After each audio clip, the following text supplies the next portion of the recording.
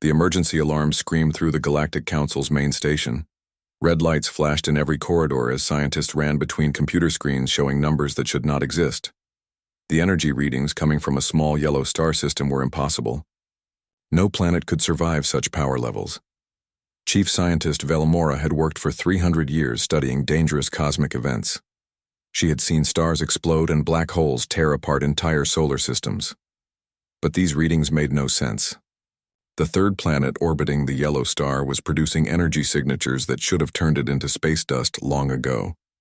"This cannot be right," she muttered, her four eyes scanning the data again. "Run the scans 3 more times." Her assistant, a young Zenthari named Kip Lon, worked frantically at his station. His tentacles moved across the controls with practiced speed. "The readings are the same every time, Chief. That planet should not exist." The energy coming from the small blue world was the kind that destroyed civilizations. It was the reason why most species in the galaxy had banned certain types of power research. Too dangerous. Too deadly. The Kraxan Empire had wiped themselves out 2,000 years ago trying to harness such forces. The Veltaran Republic had lost 3 entire star systems to similar experiments. "Perhaps it is a weapon," suggested Commander Zalthek from his position near the communication array. "Some new species building planet-killing devices." Velmora shook her head. "No weapon could be this large. The entire planet is covered in these energy sources. Look at this." She pointed to her screen. "There are thousands of these power signatures all across their continents. If these were weapons, they would have destroyed themselves by now." The readings showed something that made the entire science team nervous. Nuclear fusion reactions happening in controlled environments, antimatter being stored and moved in large quantities, plasma temperatures hot enough to melt through battleship armor being maintained in small facilities. It was like watching someone juggle live grenades while standing in a room full of explosives. "Send a probe," Velmora ordered, "but keep it far away from the planet. If those energy readings are real, we do not want to get too close." The probe launched 3 hours later. It was their best long-range scanner, designed to study dangerous phenomena from a safe distance. As it approached the mysterious system, the readings only got stronger. The planet was not just producing these deadly energies, it was using them. Cities glowed with the light of controlled fusion reactions. Vehicles moved using power sources that could level mountains. Ships traveled between planets using antimatter engines that made the Galactic Council's fastest vessels look like toys powered by wind. But the most shocking discovery came when the probe detected the inhabitants themselves. They were not wearing protective suits. They were not hiding in underground bunkers. They were walking around their cities, working in buildings right next to facilities that contained enough energy to crack moons. "They live with it," whispered Kiplon, staring at the visual feeds. "They actually live next to these power sources." The probe picked up radio transmissions from the planet. The translation computers worked quickly to decode the language. What they found made the entire command center fall silent. The beings called themselves humans, and they were discussing their energy sources like they were talking about the weather. "The fusion plant in Seoul is running at optimal efficiency," said one voice. "Good." "The antimatter storage facility in Geneva reports no issues with containment," replied another. "Have you seen the new plasma reactor designs from the Tokyo lab? They are beautiful." Velmora felt her blood turn cold. These humans were not just surviving near these deadly forces. They were building more of them. On purpose, Dr. Kim Ji-hoon's voice came through the speakers as the probe intercepted a teaching broadcast. He was explaining to young humans how nuclear fission worked, describing the process of splitting atoms like he was teaching them how to cook food. "Remember, students, when we split uranium atoms, we release tremendous energy. This energy powers our cities and keeps our lights on. The key is controlling the reaction so it gives us exactly the power we need." The alien scientists looked at each other in horror. These humans were teaching their children about forces that had destroyed entire civilizations. They were treating nuclear power like it was a normal part of daily life. "Sir," Kiplon said quietly, "they have been doing this for over a century. The historical data shows they have been using nuclear energy since their early industrial period. Impossible, breathed Commander Zalthek. No species survives that long with such dangerous technology. But the evidence was right there on their screens. Humans had not just survived, they had thrived. They had turned the galaxy's most feared energy sources into the foundation of their civilization. What other species considered too dangerous to even research, humans had made into their greatest strength. Velmora knew she had to contact the Galactic Council immediately. They had found something that would change everything they thought they knew about the universe. A species that danced with destruction and called it progress. Ambassador Quintal had seen many dangerous species in his long career. He had negotiated with the war-loving Brekton clans and survived meetings with the poison-breathing Vexmari, but nothing had prepared him for this moment as his diplomatic ship approached the blue planet called Earth. His hands shook as he reviewed the energy readings one more time. The humans were not hiding their power sources. They were broadcasting their locations openly, like proud parents showing off their children. Nuclear reactors dotted their continents like glowing jewels. Antimatter facilities operated in the middle of their cities. It was madness. Ambassador, called his pilot, a nervous Keth named Silvara. We are receiving a transmission from the planet's surface. The main screen flickered to life, showing a human female in a white coat standing inside what appeared to be a laboratory. Behind her, Quintal could see machinery that made his diplomatic training feel useless. The energy readings from that single room could power his entire home world for a year. Welcome to Earth, the human said with a smile that seemed genuine. I am Dr. Park Minseo, director of the Seoul Advanced Energy Research Institute. We have been expecting you. Quintal tried to maintain his diplomatic composure, but his voice cracked slightly. Greetings. I am Ambassador Quintal of the Galactic Council. We have come to discuss your energy production methods. Park Minseo laughed, a sound that seemed strangely casual given the circumstances. Oh, you mean our power plants? Would you like a tour? I was just finishing some adjustments to our new antimatter containment system. The word antimatter hit Quintal like a physical blow. His species had theoretical knowledge of antimatter, but they considered it too dangerous to even create in laboratory conditions. A single gram could destroy a space station, yet this human spoke about it like she was discussing her lunch plans. You work with antimatter? He managed to ask. Of course, Minseo replied, turning to gesture at a device behind her. This facility produces about 50 grams per day. We use it primarily for our deep space exploration missions. The energy density is incredible. 1 kilogram can power a city-sized starship for months. Quintal's 3 hearts began beating at different rhythms, 50 grams per day. These humans were producing enough antimatter daily to level mountains, and they talked about it like it was routine manufacturing. Perhaps, he said carefully, we could meet somewhere safer? Minseo looked confused. Safer? Oh, you mean the radiation? Do not worry. Our shielding technology is very advanced. You will be perfectly safe here. In fact, I think you will find our facilities quite interesting. An hour later, Quintal found himself standing inside the Seoul facility, wearing a protective suit that the humans assured him was unnecessary, but provided for his comfort. His scanning equipment was going crazy, detecting energy levels that should have killed everyone in the building. Yet human technicians walked around casually, checking instruments and making adjustments to machinery that contained forces capable of cracking planets. One young man was actually humming while he calibrated what Minseo called a fusion regulator. This is our main antimatter storage chamber, Minseo explained, leading him to a room where several cylindrical containers sat in magnetic fields. Each one contains about 10 grams. We keep them here until they are needed for spacecraft fuel. Quintal stared at the containers. The amount of antimatter in that single room could destroy his entire diplomatic fleet. Yet the humans had decorated the room with potted plants and comfortable chairs, like it was a waiting area. Are you not afraid? He asked quietly. Minseo looked surprised by the question. Afraid? Of course we are careful.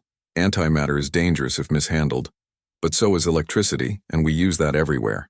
The key is understanding the safety procedures and following them properly.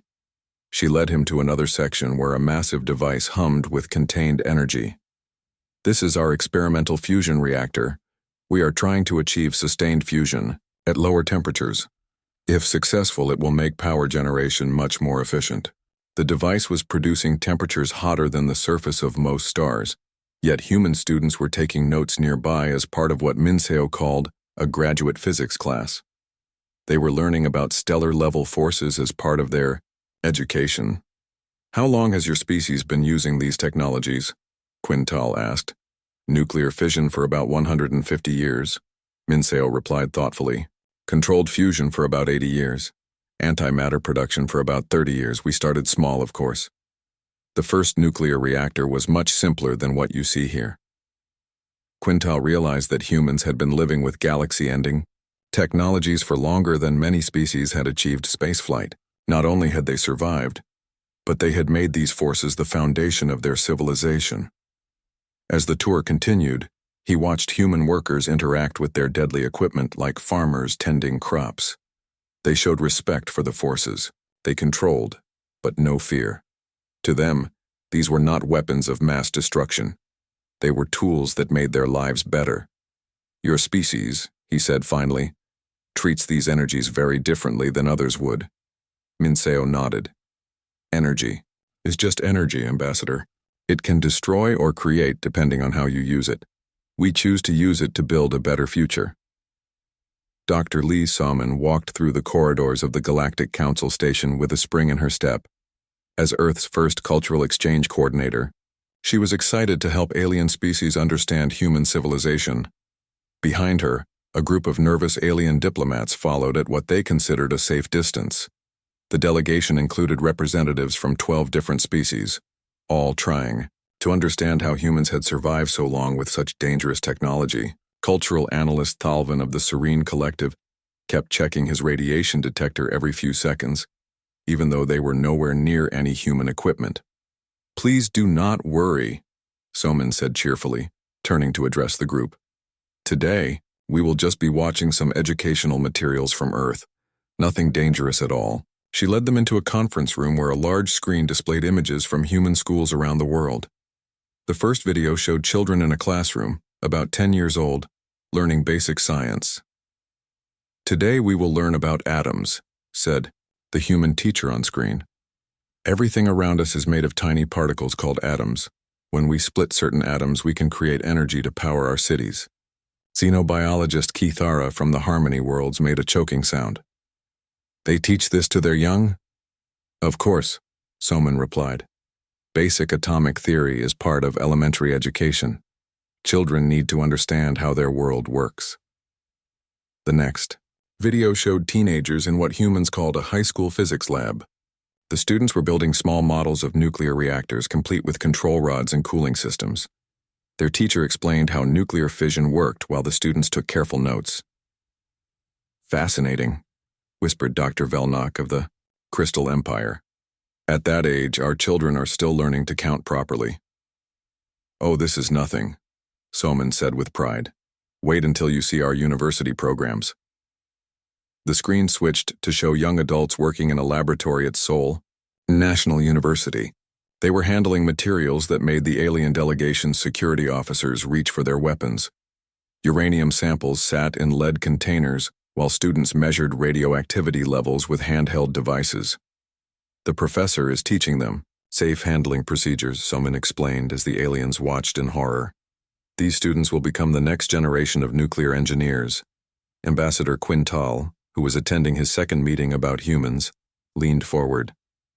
Dr. Soman, do your people not fear these materials? Soman considered the question seriously. We respect them. Fear is different from respect. We know that nuclear materials can be dangerous, so we study them carefully. We develop safety protocols. We train people properly. Fear would prevent us from benefiting from their useful properties. She clicked to the next presentation, showing a human family at home. The house was powered by a small fusion reactor in the basement, no bigger than a large refrigerator. The family was having dinner, completely relaxed while sitting 20 feet above a device that contained the same forces that powered stars. This is a typical middle-class home, Somin explained. The fusion reactor provides all their energy needs for about 50 years before needing maintenance. Trade Representative Zorthak of the Merchant Guilds was taking furious notes. How do you prevent accidents? Surely there must be explosions, contamination incidents. Sometimes, Somin admitted. We had some problems in the early days when we were still learning. But that is true of any technology. When we first discovered fire, some people got burned. When we invented cars, some people crashed. Learning involves some risks, but the benefits usually outweigh them. The next video showed something that made half the delegation leave the room in panic. Human children, maybe 8 years old, were attending a science fair. One young girl had built a working model of a fusion reactor for her project. It was only producing tiny amounts of energy, but the principle was the same as the massive reactors that powered cities. She will probably become a physicist when she grows up, Somin said proudly, watching the little girl explain her project to impressed judges. Captain Hivenecks of the warrior caste had remained in his seat, but his hand never left his weapon. Your children play with forces that destroyed entire civilizations. They do not play, Somin corrected gently. They learn. There is a difference. We teach them to understand these forces so they can use them safely and effectively. She showed them videos of human recreational activities that involved high-energy physics. Particle accelerator tours were popular tourist attractions. Fusion-powered racing was a common sport. Some humans even used controlled plasma fields to create art installations that glowed like captured stars. Energy is woven into every part of our culture, Somin explained. We do not separate it from daily life and treat it as something forbidden. Instead, we make it part of who we are. The final video showed a human wedding ceremony. The couple had chosen to have their celebration at a research facility, with the aurora from a nearby plasma reactor creating beautiful lights in the sky behind them. Their friends and family danced, under the glow of controlled fusion, treating it as a natural part of their happiness. You see, Somin concluded, we do not fear energy because we understand it. We live with it, work with it, and even celebrate with it. These forces are not our enemies. They are our partners in building a better future. The remaining alien delegates sat in stunned silence, trying to process what they had learned about this remarkable species that had turned the galaxy's greatest fears into the foundation of their daily lives. The emergency session of the Galactic Council had been going on for 18 hours. Representatives from 47 species sat around the massive circular chamber, their voices filled with panic and desperation. The holographic display in the center showed a terrifying sight that made even the bravest warriors feel helpless. The Vorthon asteroid swarm was heading directly toward the Peaceful Systems Alliance. 3 inhabited worlds with billions of innocent lives lay in its path. The asteroids were massive, some as large as small moons, and they were moving fast. Too fast for conventional evacuation. Our deflection beams have no effect, reported Admiral Kekstar of the Combined Fleet. The asteroids are too large and moving too quickly. Our most powerful weapons only chip small pieces off them. Chancellor Velmora stood at the center of the chamber, her forearms spread wide in a gesture of defeat. We have tried everything. Gravity well generators, kinetic bombardment, even our experimental plasma cannons. Nothing works. The first asteroid will hit Kepler Prime in 6 days. The chamber fell silent. Representatives looked at their data pads, hoping to find some solution they had missed. The math was simple and cruel. 3 worlds would die, and there was nothing the galaxy's greatest minds could do about it. There is one possibility, said Ambassador Quintal quietly from his seat near the back. All eyes turned to him as he stood slowly. The humans. A wave of murmurs filled the chamber. Some delegates made sounds of disgust. Others looked confused. The idea of asking for help from the species that played with galaxy-ending forces seemed almost insulting. Absolutely not, declared General Thakmor of the Iron Legion. We do not need help from primitives who cannot even build proper shielding around their power sources. Those primitives, Quintal replied calmly, routinely handle antimatter in quantities that could destroy this entire station. They might have solutions we have not considered. Chancellor Vellamora looked around the chamber. Desperate times called for desperate measures. "Send the message," she ordered. The response from Earth came within 2 hours. Admiral Han Ji-woo would arrive with a small task force in 3 days. His message was brief and confident. "We have reviewed your asteroid problem. We can handle it." When the human ships arrived, the Galactic Council's monitoring stations went crazy. The energy readings from the small fleet were unlike anything they had ever seen. The humans had brought antimatter torpedoes, fusion charges, and devices that the alien scientists could not even identify. Admiral Han Ji-woo was a calm man in his 50s with graying hair and steady hands. He stood in the council chamber wearing a simple blue uniform, looking completely relaxed while surrounded by some of the most powerful beings in the galaxy. "The solution is straightforward," he explained, pointing to the asteroid display. "We will use controlled antimatter detonations to change their trajectory. Instead of trying to destroy them, we will push them into a new orbit that avoids the inhabited systems." The chamber erupted in shocked voices. Representative Zorketh of the Science Coalition stood up, his tentacles waving frantically. "Antimatter detonations near inhabited worlds? You will kill everyone you are trying to save." Han Ji-woo smiled patiently. "Not if we do it correctly. We have performed similar operations many times to clear dangerous debris from shipping lanes. The key is precise calculations and careful timing." "But the radiation," protested Medical Officer Heldana. "The gamma rays alone will sterilize those planets." "Our antimatter charges are specially designed," Han Ji-woo explained. "They direct most of their energy in specific directions. We have been refining this technology for decades." Despite their fears, the Council had no choice. The asteroids were now only 4 days away from impact. They gave the humans permission to proceed, then evacuated their own ships to what they considered a safe distance. Captain Choi Woo-jin commanded the lead human vessel as it approached the asteroid swarm.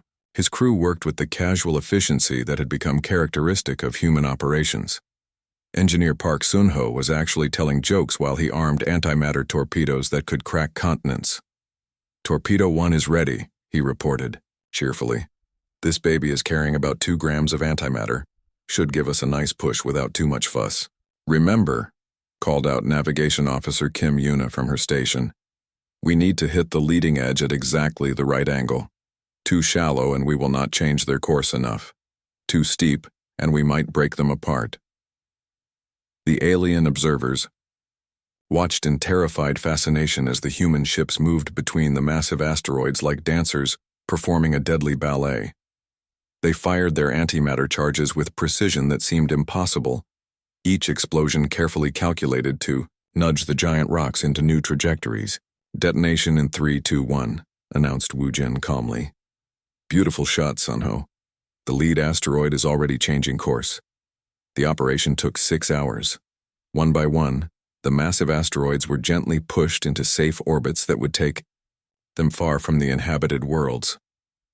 The humans used forces that could have destroyed solar systems to perform what they considered routine engineering work.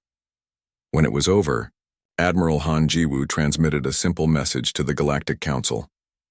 "Problem solved. All asteroids are now on safe trajectories. No casualties. Minimal radiation exposure. We are ready to assist with cleanup operations if needed." The galaxy had just witnessed something unprecedented. A species had taken the most dangerous forces in the universe and used them not to destroy, but to save lives. 6 months after the asteroid crisis, the Galactic Council station looked very different. Where once there had been empty sections and unused docking bays, now there were new laboratories buzzing with activity, the sounds of construction mixed with the excited voices of beings from dozens of different worlds, all working together on projects that would have been impossible just a year ago. Professor Yoon Nari stood in the center of the newly completed Energy Research Institute, watching her first class of alien students nervously approach their workstations. The classroom contained equipment that had given nightmares to Galactic Council safety inspectors for months. Plasma generators sat next to fusion reactors. Antimatter storage units hummed quietly in specially shielded alcoves.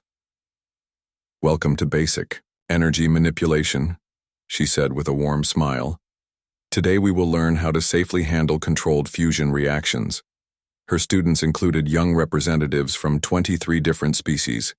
There was Kiplen, a Zenthari whose tentacles shook every time he looked at the fusion reactor. Vilsera, a Crystal Empire engineer who had volunteered despite her government's protests. Even young Thakvan from the Iron Legion sat at a workstation, though his hand kept moving toward where his weapon would normally be. "Professor," asked Kiplen nervously, "are you certain this is safe?" "As safe as crossing a busy street," Nari replied cheerfully. "Which is to say, perfectly safe if you follow the proper procedures and pay attention to what you are doing." She activated a small demonstration fusion reactor, no bigger than a coffee maker. The device came to life with a gentle hum, producing enough energy to power a small building. The alien students watched in amazement as their instructor treated the miniature star like a household appliance. "The key to working with high-energy systems," Nari explained, "is understanding that energy itself is not dangerous. It is the lack of control that creates problems. This fusion reaction is producing temperatures of over 100 million degrees, but it is contained by magnetic fields and proper engineering." In another part of the station, Captain Park Minho was leading a tour for alien military officers who wanted to understand human space propulsion. His ship, a mid-sized transport vessel, was powered by an antimatter engine that made the aliens' fastest warships look like primitive sailing boats. "The antimatter fuel system is actually quite simple," he explained to a group that included Admiral Kextar himself. "We store the antimatter in magnetic bottles, feed it into the reaction chamber at controlled rates, and direct the energy through our engine nozzles. The whole system is automated and very reliable." General Zorthek, who had initially opposed any cooperation with humans, was now taking detailed notes. "What prevents the antimatter from contacting normal matter during storage?" "Magnetic containment fields," replied ship engineer Lee Jinsu casually. "Same principle we use in fusion reactors, just scaled up. We have backup systems, emergency protocols, and safety interlocks. In 15 years of operation, we have never had a containment failure." The military officers exchanged glances. Their own ships used chemical rockets that took months to travel between nearby stars. Human ships could make the same journey in days using controlled matter-antimatter annihilation. Down in the residential section of the station, something even more remarkable was happening. Human families had moved aboard to work in the new research facilities, and they were living their normal lives surrounded by alien neighbors who were still learning not to panic at every energy reading. 8-year-old Kim Subin was playing in the station's park area with Keltaran, a young crystalline whose parents worked in the new materials science lab. They were building a model rocket powered by a tiny fuel cell that produced more energy than most alien civilizations had managed to harness just a generation ago. "Watch this," Subin said excitedly, activating the little rocket. It shot across the park, leaving a trail of perfectly controlled plasma exhaust that glowed like a miniature rainbow. Keltaran's parents watched nervously from a nearby bench, but they were learning to trust human safety standards. The rocket was completely harmless despite using technology that their species had never dared to research. In the main council chamber, Chancellor Velmora was addressing the full assembly for the first time since the humans had joined the Galactic Council as official energy management specialists. "The integration has exceeded all expectations," she announced. "Human-designed power systems are now operating on 47 worlds. Their fusion reactors are providing clean energy to colonies that have struggled with power shortages for centuries. Their antimatter engines are revolutionizing space travel throughout the galaxy." Representative after representative stood to report similar successes. The Harmony Medical Center was using human-designed plasma scalpels that could perform surgeries, impossible with conventional tools. The Merchant Guild's new trade routes were possible only because of human propulsion technology. Even the warrior castes were impressed by the defensive capabilities of controlled energy fields. But perhaps most importantly, Chancellor Velmora continued, "We are learning that the forces we once feared can be our greatest allies. The humans have shown us that energy is not our enemy. It is a tool, a resource, and when properly understood, a pathway to a better future. Dr. Yoon Nari watched the ceremony from the observation deck of her institute, surrounded by her students from across the galaxy. They were no longer afraid of the equipment around them. They were eager to learn, to understand, and to take these new skills back to their homeworlds. The galaxy's deadliest substances had become its greatest hope, all because one species had learned to dance with danger instead of running from it.